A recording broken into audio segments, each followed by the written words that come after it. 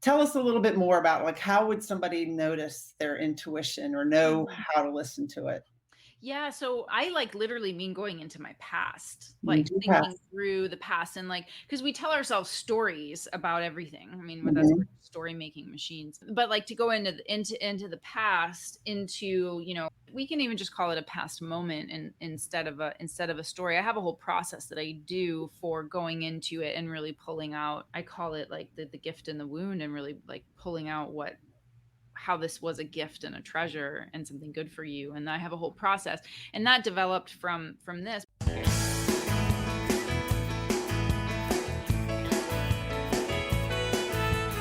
Welcome to the Onward Podcast, a podcast featuring authentic conversations on facing adversity, moving forward, and discovering ourselves along the way. I'm Emily Harmon, your host. My guest today is AdaPia Derico, and she's the author of an awesome book about how to integrate our intuition and intellect to achieve better outcomes. As a visionary leader with 20 plus years of experience across countries, cultures, and corporate and startup environments, AdaPia integrates ambition and wisdom with the highest definition of integrity. Furthermore, as a respected entrepreneur and executive who embodies vulnerability and resilience, when AdaPia speaks, people are impacted. In this interview, AdaPia shares relatable personal stories and practical tips on doing the inner work and on how we can overcome challenges and achieve better outcomes by cultivating our intuition. Listen and learn how you can integrate parts of yourself that you may have ignored, suppressed, or forgotten about. After you listen to this interview, I highly recommend you read AdaPia's book, Productive Intuition, Connecting to the Subtle. I would loan mine to you, but it's covered in markups and highlights and notes. It's just a great book. I know you would love it. So much of this book speaks directly to me. One section I'm going to read says, "Ready or not, you are awakening. This is why you picked up this book and why it caught your attention. You are awakening because you are alive. We are designed to evolve into what we already are, to remember what exists at the center of ourselves. Thankfully, the path to actualization is lined with tests, challenges that are opportunities in disguise, because it is when we face these challenges head on that we witness ourselves rise." And that's exactly what I have been through in the past 2.5 years. I've been doing the inner work, and we talk about that in this episode as well. And that's why I resonate so much with AdaPia and her book and this interview. AdaPia, we are live. Hi, Emily. It's so good to be live. We were chatting backstage, but so Yeah. happy to be doing this. Thanks for having me. Oh, me too. Because I read your book already and then I was rereading it Mhm. and I just have so many questions. Like I told you when I was reading your book, I'm like, I think you're writing about me, but you've been doing this a lot longer and you just put into words so eloquently a lot of the things that I've been through. Mhm. And I can tell, that you did a lot of research for it. You've done a lot of research in your own awakening and everything, and you sharing it with people. It's just awesome. Can you tell us a little bit about yourself? First, like why are you writing this book and what's your Yeah. background? Because the Onward podcast is all about, you're like the perfect guest because it's all about facing adversity, Mhm. moving forward. And that's how I did it for the first couple of years. And then I thought to myself, well, based on my journey and other people that I've been interviewing and discovering yourself along the way. And that's what Mhm. you've done.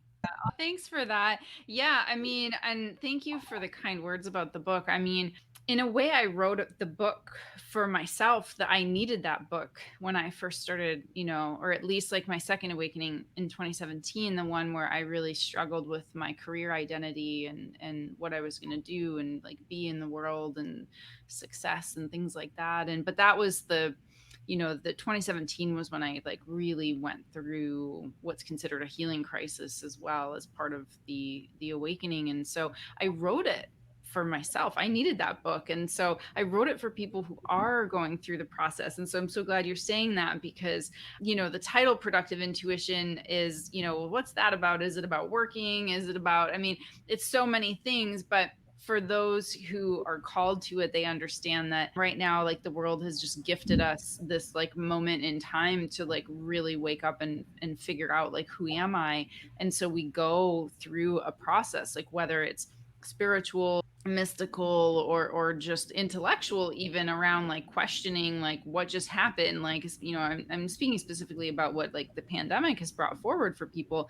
We had more time to spend with ourselves, so all these kind of factors, like this confluence of factors, come together. But the book really kind of is like a manual for awakening, presented in a way that I would understand it as a business person, a self-identified business person. So I wrote the book coming out of a few years of this healing crisis and identity crisis and all kinds of crises that I had to go through, but to really find myself. And so in reality, it wasn't a crisis. It was.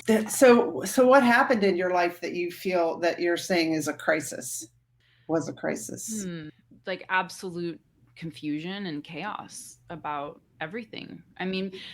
To put it in practical terms, I left my whole career and I left thinking I was going to, be of service in some kind of different or better way. So I'll start by saying that I was like judging where I was coming from and thinking that, I had like better, different work to do. And I was compelled, like there's not a real rational explanation, but just things weren't working. And after a 20-year career where I've always been able to make things work, always, and I've always been able to bounce back like pretty quickly. Like if something, I would always be able to fall on my feet. And like this time I really kind of fell on my knees. And so just nothing was working. I thought I was going to maybe be like a women's coach, and I was going to, start a blog and a podcast. And I did all of this because I really thought this is what I want to do. I want to do more. This is Me Too was happening. I thought, gosh, like I need to be doing more with my life than being an executive in the financial industry. And that just wasn't working. And so the crisis really stemmed from what felt like an unraveling. Like it's not rational, but anybody who's been through any kind of a crisis or burnout, or it was kind of like a constant panic attack. Like I just couldn't figure anything out. And so it rolls from an emotional, psychological, like questioning myself, like really deeply questioning, like, who am I? Because I'm supposed to be good. I'm supposed to be successful. Like I'm supposed to be all these things. So all of that identity was just going away. And so I was like, who am I? I don't understand what's going on. I couldn't figure it out. So I was always up here trying to figure it out with my head. And then I also just had essentially what turned out to be like a crisis emotionally. Like I just went through a lot of, to use more terms that we might understand in personal development or spiritual, but like heart openings. And so I was processing massive amounts of grief that kind of hit me out of nowhere. And it was just a total and I wasn't making money. Like I couldn't explain what was happening to me to my husband. And so just basically like everything to me, I was seeing everything fall apart and I had no solid ground to stand on. So that's how it was to me, it was that kind of a crisis because I've never not been in control. Yeah. Were you burnt out at work? Yeah, for sure. So you said you're in the financial industry and it started with like a lot of burnout, and then who am I? And I've been there. I think a lot of us have had that burnout. Yeah. And then you just want an easy fix. Like, give me the list of what I have to check off so that I can get through this. So give me the strategy, give me the tactics, give me the business plan. I'm going to execute. I'm going to get this done. And that just wasn't working. And there was definitely burnout there. I had been going nonstop because I was in the startup side of the financial industry and I had been for quite a while. And that was coming off of being an entrepreneur. I had been an entrepreneur for years and years and years. And so that's nonstop. Yeah. And so that it was, in a way, it's not a real crisis But it is a crisis because it felt like one. Do you know what I mean? Like in Yeah. terms of like what we might define as a crisis, but whatever we go through personally, if it feels like a crisis, it certainly is. But it's funny to talk about because it really is just like I had no control, and I was being humbled over and over and over again until I finally figured out that I needed to stop. I just needed to That's observe interesting. I myself. mean, how'd you figure that out? Because typically, well, for somebody like me who I don't say I'm a hyperachiever anymore. I say I have a hyperachiever saboteur.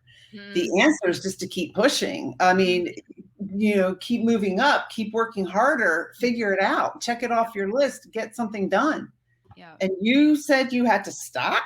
Yeah, I think the stopping came, well, first of all, I was able to go back to a practice that I hadn't been able to do for years, which was a daily yoga practice. So Mhm, that helped with the slow, mhm, right? It helped with the slowing down of the mind, at least for those 90 minutes that I would be in class. And I kind of went back to some meditative practices, and that really helped to slow it. But the stop actually came from a breakdown. Like I broke down. I had a breakdown. I was really upset. I was really upset that nothing was working. And I thought I was going to lose my husband. I thought I was going to lose my house. I thought it was all going to go away. And so I had a breakdown, and I had an epiphany, and that epiphany led me to actually like stop and really, really reflect and spend more time in like more journaling and contemplation. Like, meditation is good, but I actually had something to focus on that I guess was different, that was more of a listening instead mhm, of a, even in meditation I push, you know. mhm. And so it came from a, I think there's a saying that's like break down to break through, and unfortunately that was true for me. Well, I mean, I can imagine working in the entrepreneurial space and the financial space. It's just so fast paced, fast moving. You're moving so fast that I can relate to that, I think, because like that's how I was when I worked, and I just never felt my feelings. And I was moving so fast that if I had any intuition, I didn't listen to it because I didn't have time. I wasn't quiet enough to listen to it. And I didn't do enough like the reflection and the journaling. That's when you start to know things, but not through your thinking head. Yeah, exactly. Yeah, and I didn't have those practices, and because I couldn't find my footing in my my usual strategies, let's call them. And I live in Los Angeles, and so there's plenty of opportunities to take workshops and sound baths and breath work, and so I started down that path, and then those gave me some different tools to be more in my body as well, because I love, my body loves yoga. I love it, and it's really wonderful for my mind. And then there's other practices like breath work, and even sound baths, and I would take workshops just to try to, like, I knew my answers weren't in my mind, and so I went looking for them, and so I went looking for them more in the spiritual community or the conscious community, and I really started to piece a lot of things together.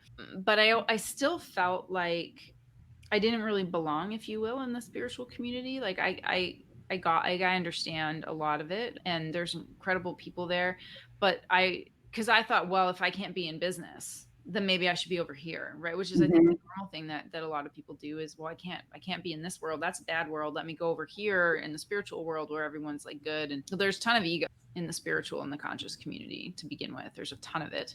It's not so cut and dry, let me put it. And so, but I went in with like biases and beliefs and all kinds of things that I learned from, but I still just kind of felt like I didn't really belong there. There was something about it that I couldn't figure that one out either. I was like, why? Well, if it's not this, what is it? Which went with the breakthrough, which really came down to like what was shocking to me. The epiphany was, I actually really like being in the financial and investment industry. I really do. And I don't want to be a solopreneur. I really want to work with very, very aligned business partners. And when I stated that, albeit in on my knees, like, shaking my fist at God, but I realized it. And, a few days later, I got a call from my current business that I knew. I mean, Wow. I was kind of like advising them. They're people I know. I have a big network. And basically they called essentially to ask me to be a partner. True story. Wow. It's like one of those magical, like, you won't believe it, but I swear to God it's true. And that was because I got so very clear. I got so very aligned. And my one of my practices since then is to not wait to get hit in the head by a 2x4 to be able to get clear on what it is that I really Yeah. want, because Because I'm once you kind get of clear, things start to come to you. And I've interviewed a guy named Sky Nelson about synchronicities. Mhm. And that's, I think, what we're talking about. I can see that some people are watching, but can you let us know you're here? Comment and let us know, and ask any questions that you have for us. So the title of this episode is Integrate Your Intuition and Intellect to Achieve Better Outcomes. So you were using a lot of your intellect. Yep. Right at the beginning, and not listening when you're in the financial and entrepreneurial, we're not listening to your intuition, and then you learned how that you can listen to your intuition and your intellect and get better outcomes in what you were doing already. Yeah. And when the part of the, like, the whole book too is because I realized that I did listen to my intuition also. I just didn't know that I was doing it. So I really wanted to approach the whole intuition thing from the perspective of, I want to know how this thing works so that I can use it as a tool instead of it being accidental. And so that's what led me into doing so much research, and to even doing a lot more reflection on myself. And that took me all the way back to childhood. It took me into some really amazing places. And the inquiry around intuition really opened me up to understanding how integrated it had been in my life. The key issue was that I wouldn't listen to it because I didn't know that that's what it was, because I didn't understand what it was. So that's why I wanted to write the book the way I wrote it. Was I wanted to show, like, here's how it works in so many different ways, and here's how much grander we are than just even just like the call it the prefrontal cortex part of our brain, like, or the left brain. Like, it's even just talking about the right brain, Yeah. that's the intuitive brain. Right. And, like, so that's without even going into like anything spiritual or metaphysical. It's biology. And so it was so fascinating to me. And then obviously, like, for me, the work is always to reflect and go back into the stories and to see them with a new perspective. And that's where I started to find all the instances where my intuition in various different ways was speaking to me, and that pretty much like exact correlation. When I listened, I would have some of the most amazing things, that best experiences, best things that would happen when I listened to my intuition. All the really crappy things that that went wrong is when I. So for somebody who's watching is like, I don't know what she's talking about. What does it mean when I listened and things went right and I didn't know I was listening, and now I know I have? Can you give like an example, like a concrete example of a, and also you talk about the stories. I think what you're meaning is the stories you've told yourself, like how you've been living your life and your beliefs. And I think that's what you mean. But so tell us a little bit more about, like, how would somebody notice their intuition or know how to listen to it? Yeah, so I like literally mean going into my past, You like do thinking pass. through the past, and like, because we tell ourselves stories about everything. I mean, that's Mhm. we're story making machines. But like, to go into the past, into we can even just call it a past moment, and instead of a story. I have a whole process that I do for going into it and really pulling out. I call it like the gift in the wound, and really like pulling out how this was a gift and a treasure and something good for you. And I have a whole process, and that developed from this. But essentially, I could see in going through my past, like, I could see slash feel, okay, because this is where the intuition is going to start to go off the left hand rails, okay, because it's really like everyone can go into a moment in their lives when they made a decision that went against something that was telling them to do otherwise. So that's a real basic thing, and we all have that. And so that's where that started. And then there's also the times when you do something and you're like, why am I doing this? This is crazy. I can't, but like, this is not what I supposed to, all the shoulds, all the things.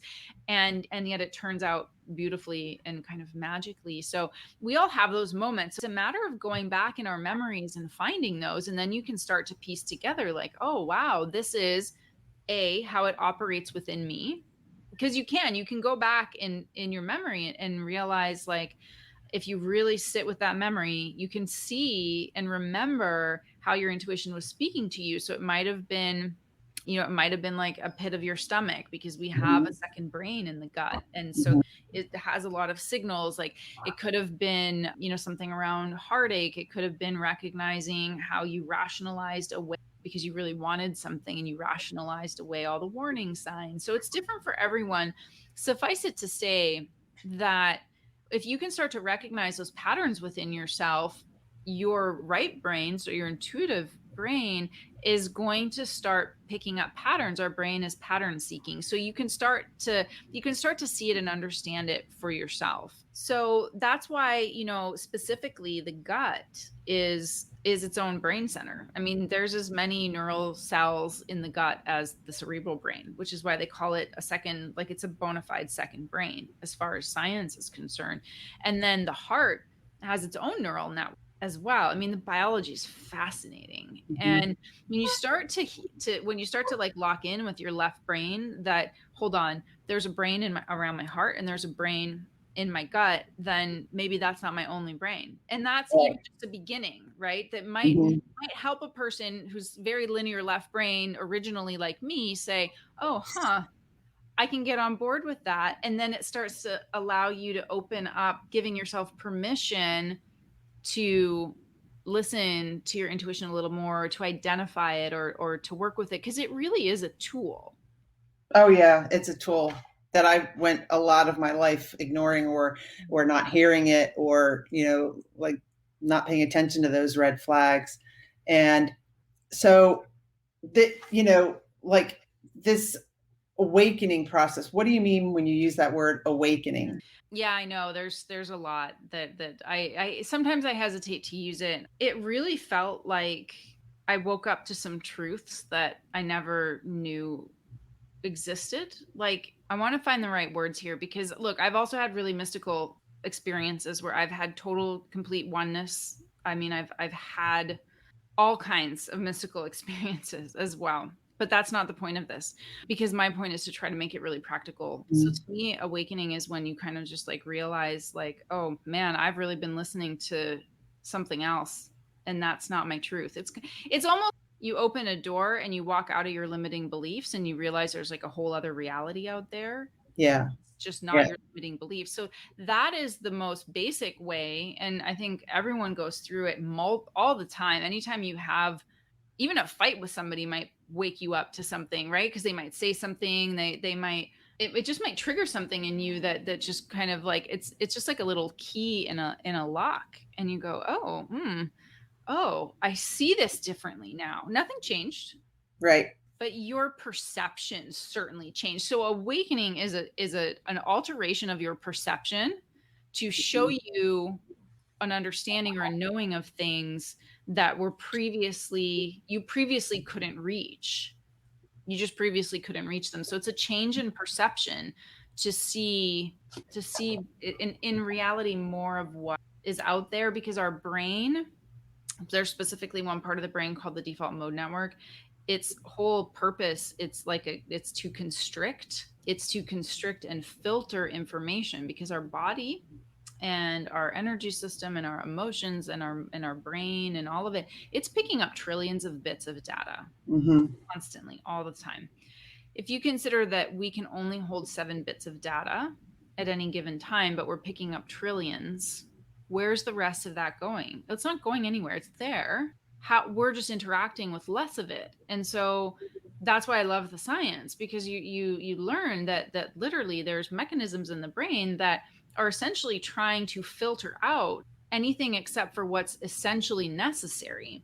So we're not experiencing almost anything. And so that's why advanced meditators, or even people who aren't advanced meditators, like meditation's been an incredible practice. You start to see the world differently. And that's what I mean. Like that, like your brain becomes a little more open and a little more receptive to other information that is out there anyway. And like into the quantum of it. But suffice it to say that what we experience is also just our own reality. Like if I were to be in your body and your mind, I would be in an altered reality. It would Yeah, not be anything like what my reality looks or feels like. that's awesome. So we've got somebody saying, I can't see who it is. It says Facebook user. This is terrific. Many insights and validations. Somebody else says, hello, ladies. That might be Maria Thorpe. I don't know. It usually is. And then somebody else says, great session, informative and inspiring. So we've talked about what awakening means to you. We've talked about productive intuition. What is inner work? A lot of people are like, got to do the inner work. Yeah. What does that mean? And I also realized I didn't actually answer some specific examples about intuition, but I will say this about inner work. I also don't like the word work, but it's the most like, we know that word because we relate to it. To me, awakening and even just spirituality and even like purpose to me is to understand and know myself very deeply, to be a master of myself. Maybe one day I can be self-realized like the yogis. I think it would be amazing to really understand things on that level. I would love that. But in the meantime, the inner work is a call to go within, and when you think something's wrong on the outside is to go find where it might be on the inside. And it really gets into a lot of the even like cliches about like, you can change your reality. You really can, because you're changing your perception and you're changing your vibration, literally. Like this, there's the science to back this as well. So to me, inner work is taking a lot of responsibility for what is happening in my life, what is happening out there, how I am perpetuating it, and to clear away everything that isn't serving how I want to feel and how I want to show up in the world. So, the limiting beliefs, like we go inward to dismantle and unravel those. Like that's the work. If I want a result on the outside, I can like push for it and I might get it, or I can take a step back and go inside and understand why I want it. So really aligning to meaning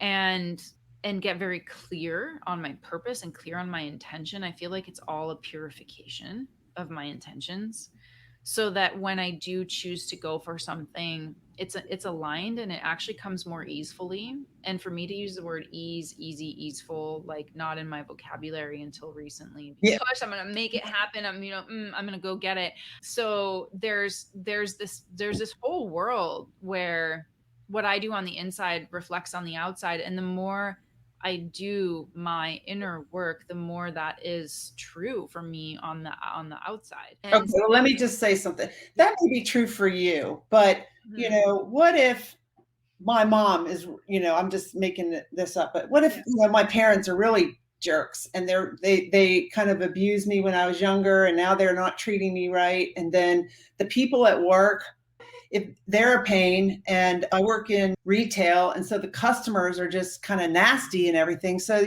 what you're saying, I mean, that sounds, easy, but what about all this stuff that's happening all around me? And you're saying if I go inside and work on me, that's going to change? Yes, it 100% will. Yeah, it 100% will. We can't control other people. So if somebody's unpleasant, we can't do anything about it other than not take it personal, and not react. And there's like a whole level around when we clear our vibration, a lot of those things don't happen. Like I don't get repetitive types of people or situations anymore. I just don't have that vibration anymore. It's changed. I've changed and I've gotten a lot clearer. So family is one of the hardest things, right? And the practice there is to stay in my own space and a lot of compassion, to really see them as their own individual human beings and not as what I've defined them to be. Yeah, you're right, Maria. You can only change you, no one else. It's easy, but a lot of times we're like, but if they would, totally, not me, if they would just change. Yeah. And then all of a sudden they do change, but they didn't. Yeah. It's our perception. Yeah. I had a really profound moment like that with my dad several years ago. We went, it was like home for Christmas, And, there's the patterns that are just going to always play out, like same patterns. And he was really upset. The kitchen was a mess. He's got all these people in the house again, because now it's like him and my mom. It's just like, it was a total mess. And he was like, I don't know what was wrong with him. And he was walking around the kitchen grumbling. And normally my reaction would be to react and get angry at him for being upset. That was like, and that was our whole dynamic. And I had this really profound, it was like somebody put like a plexiglass down, and I just watched him just super curiously. I don't know what happened to me, but I was just watching him, and I didn't say anything, and I just watched him, and I just let him be. And in that watching him, intuitively, or whatever you want to call it, I understood that he's just really overwhelmed. There's a lot of people. He's not used to having a lot of people. He's not really good at showing his emotions, because he's actually super happy that we're all here. But right now the kitchen's a mess and he can't get his coffee, and I just watched him.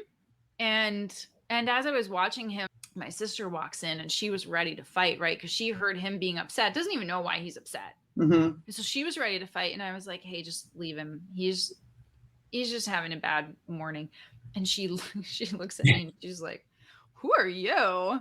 And from that moment, though, for me, that was like, that's how I started to detach and break that usual habitual pattern. I mean, it's nothing magical. It's just a usual habitual pattern. And then my sister will always remembers that, because she said, when I saw you be so zen, she said, I thought, I want to be like you. That's how I want to be too. And so he got over it, and we didn't have a fight. So that's how other people change, because I didn't react in such a way to create the situation that would have otherwise happened. All he had to do is, he was just a bit grumpy. Right. And you probably weren't like, it wasn't hard for you to not react. It was easy to not react. Yeah. It's just no pride. I had to just take my pride out of the equation. Right. Yeah. Oh, that's awesome. That's a really good story about that. What's another time when you recognize a pattern of not listening to your intuition, and how you know it's your intuition? Yeah. I mean, look, that the last role that I took before I left that industry, I left it for a while, because I'm back in it now with like a totally different perspective, was I was being courted pretty hard for this role. It was the COO of a fintech firm, and my ego loved it. Chief operating officer. I was, all the bells and whistles, like just so much validation that, but for the wrong reasons. And I felt it, and I knew that wasn't a good idea. I knew it. I knew exactly what was going on, because I know myself. And this was before I really knew myself, but I had enough wherewithal to know that like something's not going to go right here. And it didn't. I mean, I did what I was there to do, but I only stayed for 6 months, because I just recognized like, this is a no. But I stayed because that's what I do. I stay because I said I was going to stay, and I'm going to bear it. I'm going to make this thing work. Because I said I'm going to push through. And so that was a breaking point, right? That was the breaking point when I left, and I thought, I want to do something of purpose, and that whole story again. But I knew it. I knew it was for ego. And so that was one. I was defrauded for a very large sum of money years ago, and I knew it. I knew, but I rationalized it away. And, so that was another one. And then on the flip side, when I did listen to my intuition, I helped launch the real estate crowdfunding industry. And I got into that really like randomly, in a way. It's not random if I really tell the story, because I was already kind of working in crowdfunding, but not equity crowdfunding, not the securities. I wasn't in the finance industry at that point. But something about it told me, this is something, it just really lit me. And so I joined one of the very early firms, and I started a whole new career in fintech and real estate and crowdfunding, and is amazing. And that was me listening to my intuition in a really big way, was that. And so like, impulses, like they can be like really big things, and then they can also be small things. But most importantly, what I've learned with it is, especially around people, it's not so much I'm trying to like foretell the future, but I can tell when I get excited about something, when I have this uncanny ability, and I've always had it, to kind of see the future in terms of like trends. I can just play things out.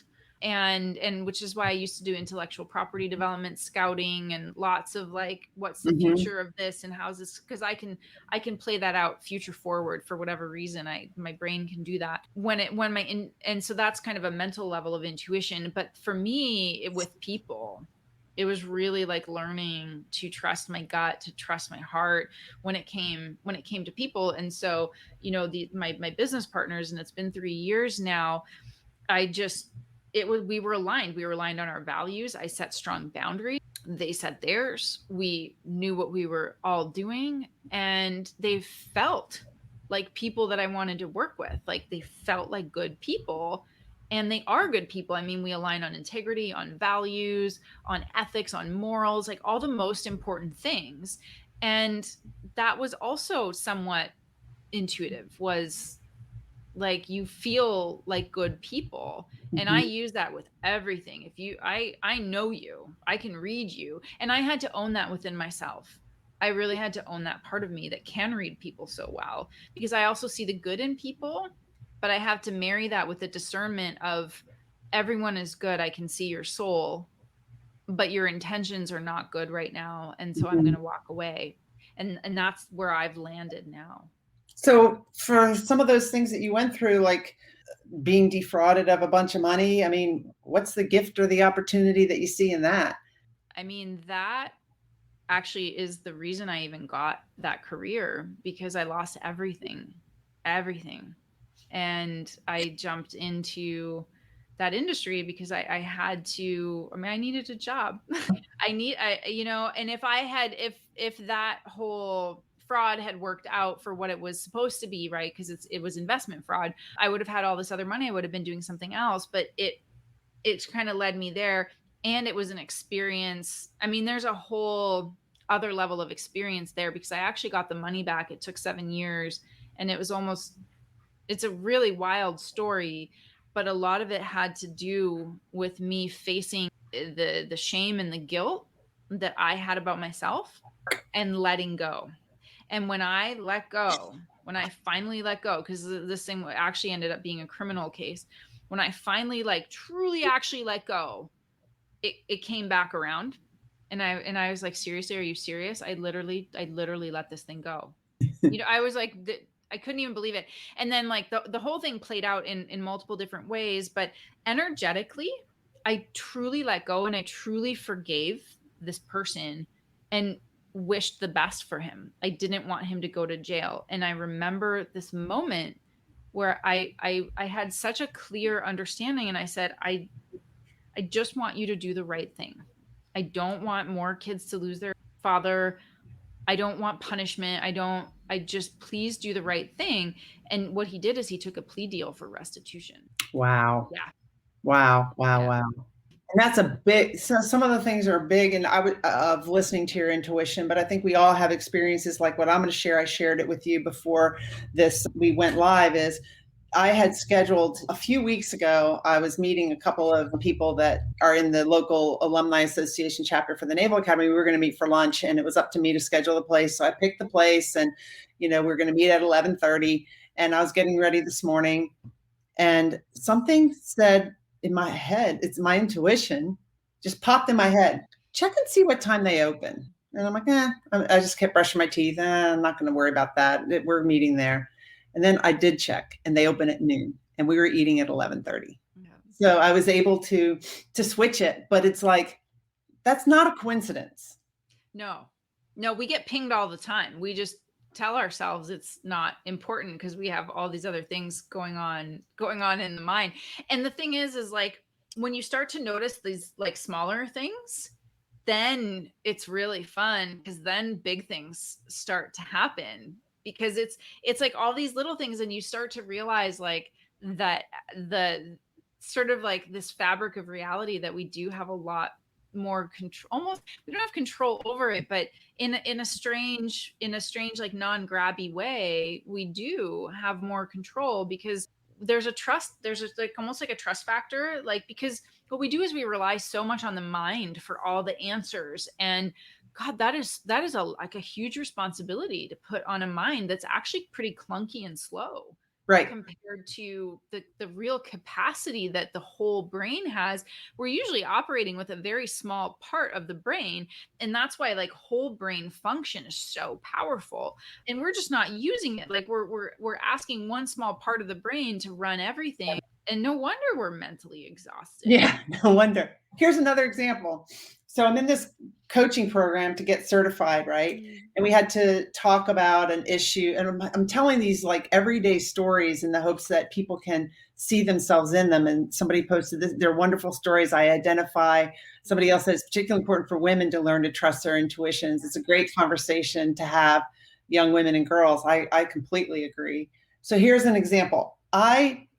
At the end of, I just started my business, right? And I don't like the attention to detail baloney stuff. And so at the end of last year, I had to go back through all my income and expenses, and it was a lot more expenses than income. And I had to figure out, I had to put it together for my taxes. So I said, I'm not doing that in 2021. I record my income and expenses every day or every week. Well, now it's July and I haven't done it. So in this coaching session, we had to come up with some things we were going to work on. I said, what I'm going to do to get my financial records straight. That day, I got 2 offers for coaching, 2 contract coaching things came in, email. That's not a coincidence. It's like it's like, do what you can with what you have. God, the universe, not going to just put it on your lap if you're not doing the work. But by just taking that initiative, what if I had cleared it out months ago? Maybe I'd be a millionaire by now. You never know. But I mean, I'm just saying that wasn't a coincidence. No, it's because you got clear. I got clear. We're emitter receivers, right? Like we're blocking information, and that's why like we're full of crap, which is why the inner work is to get rid of all the crap so that we can receive more of the inspiration and more of what comes through.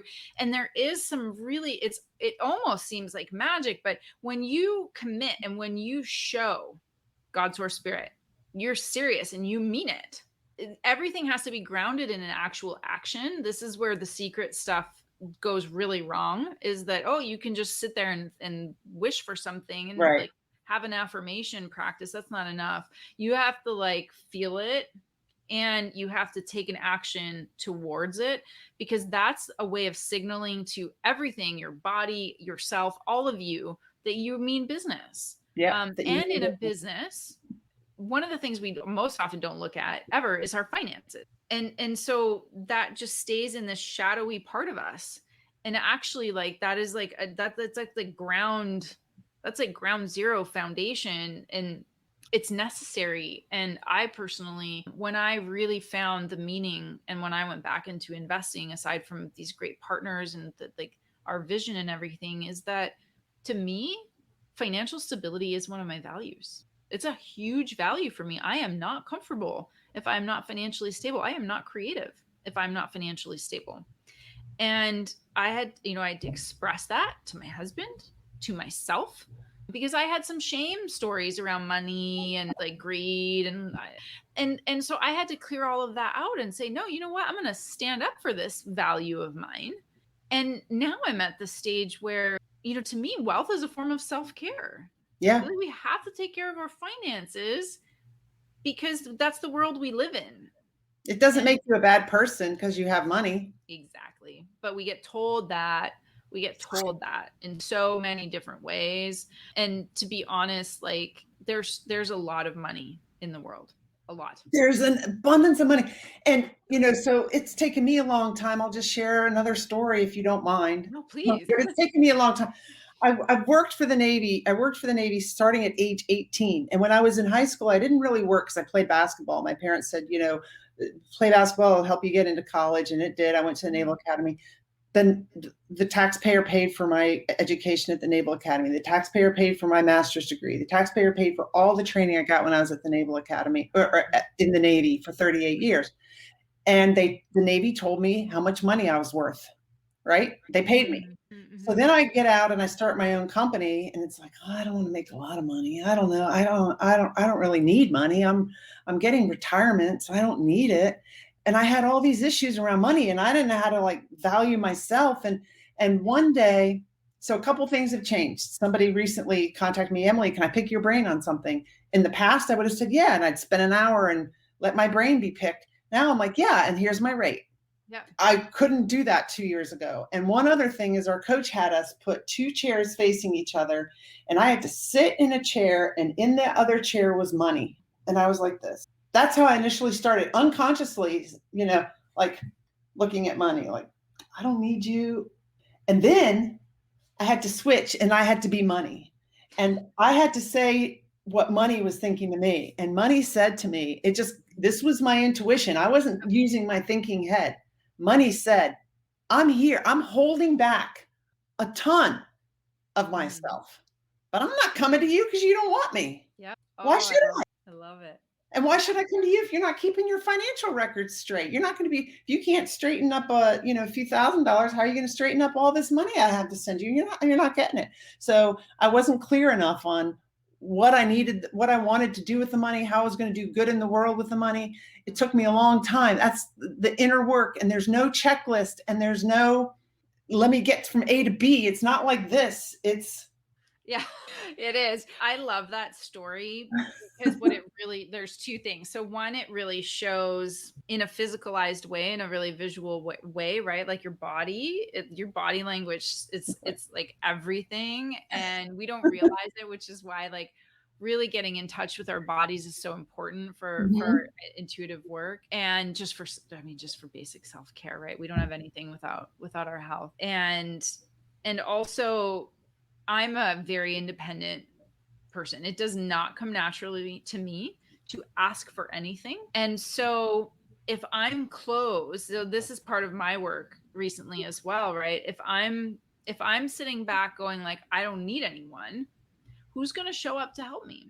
No one. You don't need them. And if they do, I'm probably going to say nicely, no, thank you. But you're still saying no to somebody who's being generous. Like it's a whole energetic exchange. But if I'm closed off to anything, nothing's going to come in because I'm not letting it come in. You know what I'm saying? Like I'm not letting it come in. So that's the first thing. The second thing is when you were saying like, it's like, it's basically like the swirls and the things. As we do our work though, I promise it still swirls and stuff, but it's kind of like on a chart. You don't go down as far anymore. Like it kind of does this, it's never going to go back down. It can't. Yeah. It can't. As you wake up, as you clear limiting beliefs, as you get in touch with yourself, you can't go backwards. There's no going backwards. So it starts to get less spiky, because it starts to like level off a little bit. And I do believe we're all like due for some big hits every once in a while. Yeah. But the lows aren't as low, and they're not as deep, and they're not as long. That's good, because I've started to notice that. Yeah. Let me ask you a question. So somebody's, retiring, and they've got this big title in their current job, and they retire. Who are they? How do they figure out who they are? Yeah. That's the work. That's the work. That's the work. That's a big one. I mean, that's what happened to me. That's what happens to a lot of people when we're like, wait a second, who am I anymore? Because we've constructed an entire identity based on that, and it's familiar, and we know how it works. We know how we work. We know how other people respond and react. And that's quite simply the ego. That likes certainty. The ego is an uncertainty reduction machine in the brain. Mm-hmm. I don't like uncertainty. And that's the work. And it's an exploration, and it can be really challenging if we believe that we are no longer of valuable, worthy. Who am I?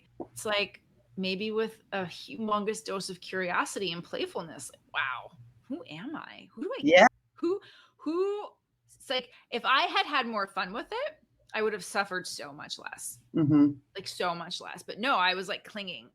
I can't let go. And then like I went into another industry, right, which was like coaching or like spiritual world. And all I did was I transported my old ways of being into my ego was like, okay, let's go make a successful business person identity over here.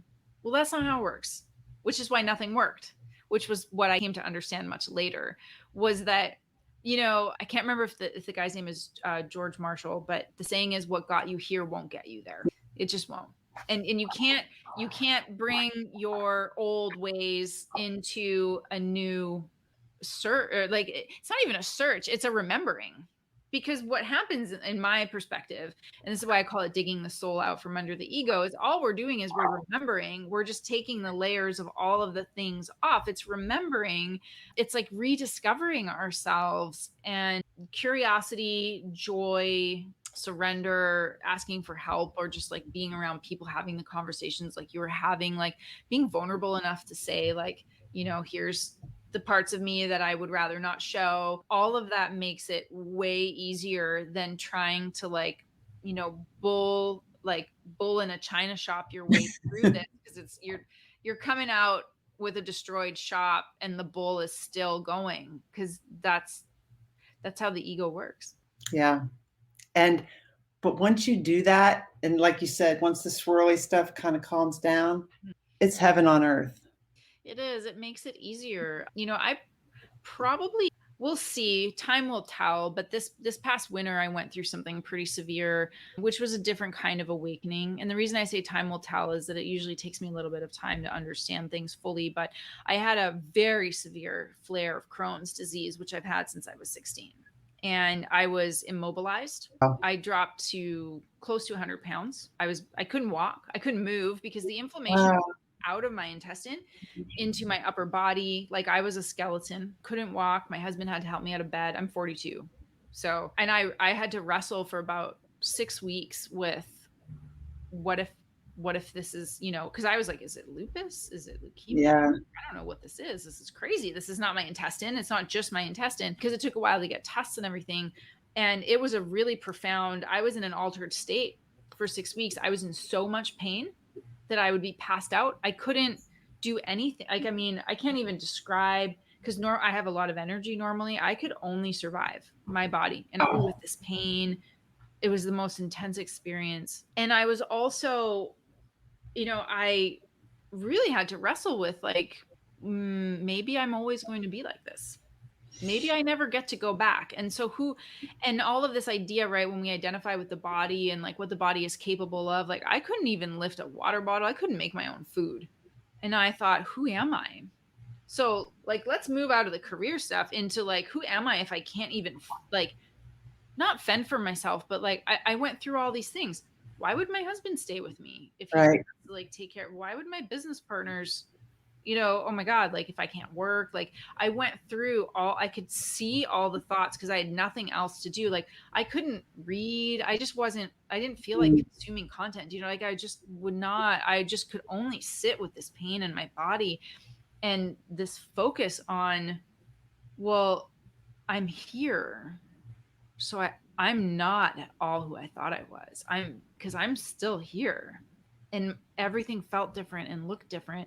And I also have never experienced so much gratitude and so much love as when I was that ill, and so much support. Like I would cry daily. I just would like weep in love and gratitude. I didn't understand, because I was alive, because Wow. I have so much already. I have so much. And I made I made a V-shaped recovery. So, and this is what I mean about they're not as deep. I mean, this was severe, but I got through a lot of the mental stuff. I cleared a lot of stuff very quickly. The day after my colonoscopy, when I got, you know, the for sure diagnosis, and my doctor looked at me and she was like pale white, because she was like, I'm really worried about you. And I've never seen an intestine in such bad shape. So you should really be prepared that we're going to have to cut the whole thing out. Oh my gosh. And I was like, okay, wow. And so I sat with that. And the next morning I got out of bed and, you know, I remember thinking like I should strip the bed. And a voice inside of me said, you can't. You're too weak. Don't do that. And that voice was my helper, because if you tell me not to do something or that you can't, you better believe I'm going to do it. And so I stopped because I heard the voice and I heard the implication. And I came to terms with, yeah, I mean, I might have to have this surgery. And I said, you know what? I said, and I made this decision, and it was magic. And I said, I am not sick and weak, and I will not be sick and weak. And even though I had like, I had kind of had crow fingers because of the arthritis in my hands, like I couldn't even it took me like 10 minutes to strip the bed. And I carried these sheets down to the washer, which felt like a ton of bricks to me. And I put them in the washer. And from that day forward, before I was even given any dose of medication, I started to get better immediately. My husband was like, you look different. I was hungry that day. Color started to come back in.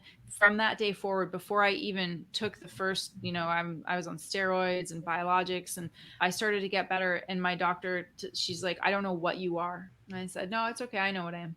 I'm blessed. And I know when I'm aligned, when it matters, when I make a decision that just everything falls into place. That's how powerful we are. Yeah. And so, and this was an 8-week ordeal. Now, granted, I'm still recovering, and it's not like I was like instantaneously healed and everything. Like, it's going to take some time, but that was and it happened just as suddenly. It happened out of nowhere 3 days after moving into my new home. It happened out of nowhere. It just took me down, and then I just went right back up, and I haven't looked back since. Wow. What an awesome story. We've got to wrap this up, but that's just a good way to end it with that story. I think we gave a lot of good examples that, anyone watching can relate to. Like, I get that. I can apply that to my life. I wanted to show your book. I really highly recommend. You see, mine's all head and everything. I highly recommend this book. I'm going to put it. This is the name of the book. You can get it on Amazon, right? Yeah. Amazon, Barnes and Nobles. I know most people are on Amazon, but it's everywhere. Yeah. And you've got some good exercises in here, like some journaling reflections. And do you coach on this? I don't. No. Okay, you don't. I don't. Okay. I do keynote speaking, so I can speak to organizations and like group facilitation. I do have a master class that I'm building out called Writing the Self, and that's that process where we take people through and rewire and reprogram the past to pull the gift out, and it's groundbreaking in what it can do for you. And that's something that I've developed, but that's coming a little bit later in the year. Yeah, so it's more like group facilitation, keynote speaking, and then you've got your website. That's where people can find you, and then productiveintuition.com, and they can also connect with you on LinkedIn. So when you went through all of this, did you work with coaches, or did you do this all on your own? I did almost all of it on my own. Yeah, I did at one point. Work with a coach more on the spiritual stuff, because I really realized and she's a channel, and so we did a lot of energetic clearing, and that's the only real coach that I worked with. My path really called me to two things. One was doing it on my own, and the other one was plant medicines. And so those were some allies for me. But yeah, it has been my path to do a lot alone, but part of my journey and my learning is that I'm not alone, and to ask for help. And coaching is it is so valuable. It is so valuable. I think everybody should have a coach. I think everybody should have a psychotherapist. I think everyone should have an objective third party who understands some of these mechanisms that you're trained in some stuff. I'm actually, because I did some training in different things, but I'm a little bit more of an academic from that perspective. I'm in the science and the quantum and all these kinds of things, but I love to facilitate. But I think coaching is something very specific, and it's not a surprise to me that there's a surge in coaching and a surge in the need for it, because we sometimes just want somebody else to see us clearly and to help us. Also, to believe in ourselves. Sometimes it's all you need is somebody who's been through it, who can really show you.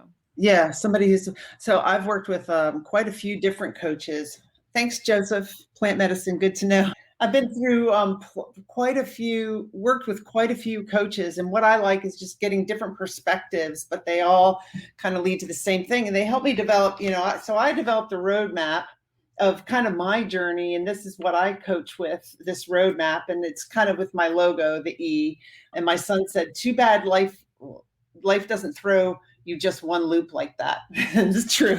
But it's got some steps, open, notice, widen, accept, reflect, dream, energize, release, and these are all steps that I coach people through to help them. And it's not like do this, do this, do this, do this. No. But and you've been through it. So you created that, and that comes from your experience. And so you can hold space and you can guide somebody and you can facilitate for them because you've lived it and you're still living it, which I think is one of the beautiful things is like, you're still living it and you're still learning. And so you bring that forward, which is really beautiful. I'm very mistrusting of people who are like, I have the answer. I know exactly what you need. Cause it's like, no, I barely know what I need.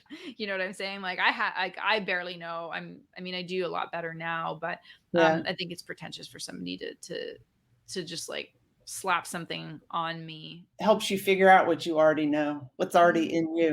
But we need that because we can't see it. We're so blinded by all the crap, like all the ego, all the things. And that's, I can see other people often more clearly than I can see myself, which is why I do so much of my inner work, because I need to be able to be a clear mirror for others, because I know that's just part of who I am. It's not a job, but it's to be a clear mirror, to hold space and to be able to see myself in other people's reflections, and to be able to say, like, especially if somebody says something that's maybe not what I want to hear, how is even one perspective of that true? How is that true? Because if I'm triggered, then it's clearly true because I'm triggered. So I got to go find it, and I got to go find where it is in me so that I'm not triggered with a knee-jerk reaction of like, me wanting to like attack somebody, because that's just my like go-to. That would be my go-to. So anyway, yes. And sometimes our go-to is to tell people what they should do, and that's not what a coach does.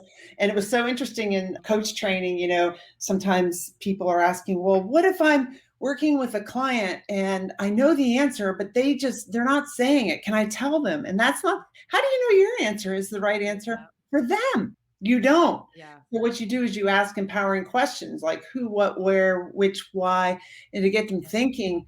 I just worked with a client today on an issue, and she's like, at the end, she's like, I'm looking at it from a whole different point of view. And it felt so good because that's what you try to get. It was like, I didn't even know that I could look at it this way. Yeah. Amazing. It's yeah, fun. It's perfect. Yeah, that's exactly right. I mean, we're not going to like, even if you give somebody the answer, they're going to be like, well, great. It doesn't land in the same ways when they pull it out from themselves. And it's almost like a flower that blooms when they find their own answers, as opposed to like giving them, just giving them one that I don't know. It's when you can get there in yourself, it anchors in you in a very, very different way than if somebody just tells you something. I mean, how many of us actually listen to what other people say? I mean, my son always told me when I tried to coach him in basketball, I just want to learn naturally, Mom.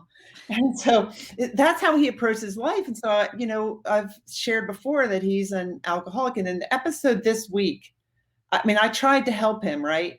And in the episode this week that I published, I said, there was so much going on. And I got divorced from their dad. And then my son was doing this and all this. And I'm thinking I could have, back then I would say, I feel so bad for Will because he's just drowning his feelings in drinking, and I need to get him help, and I need to get him counseling, and I need to get this and this and this.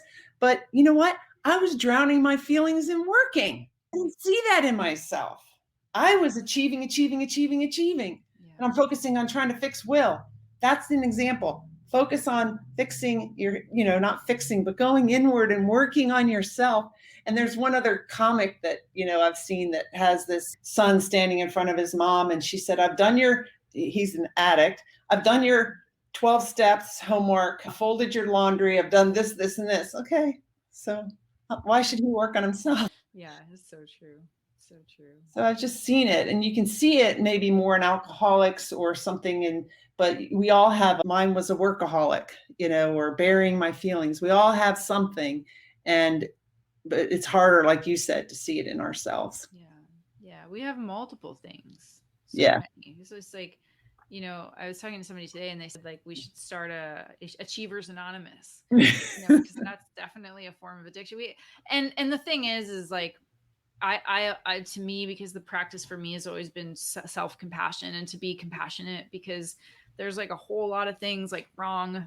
I could frame it a number of different ways that would keep me in shame, right? That would keep me feeling bad. Or I can frame it as I'm so grateful to be alive and to be here and to be waking up and doing this and showing up every day and learning about myself and meeting other incredible people like you. And I mean, honestly, like I can only be grateful, laugh at myself, and just bring a whole bunch of compassion to the table when, I'm doing things or acting in a way that is not really my best self. And that's it. Yep. Thank you, AdaPia, for being on the Onward podcast. And thank you for everybody who submitted comments and listened. And Joseph says, if you're not patient with yourself, how can you be patient with others? So true. Yeah. So thanks for having me. Yeah. And go to her website, go to AdaPia's website, and check out her book. I highly recommend it. In the book, AdaPia writes, "It's possible to live a life that feels graceful, easeful, and empowered, even in the face of external chaos. It's possible to live in joy and be successful without burning yourself out."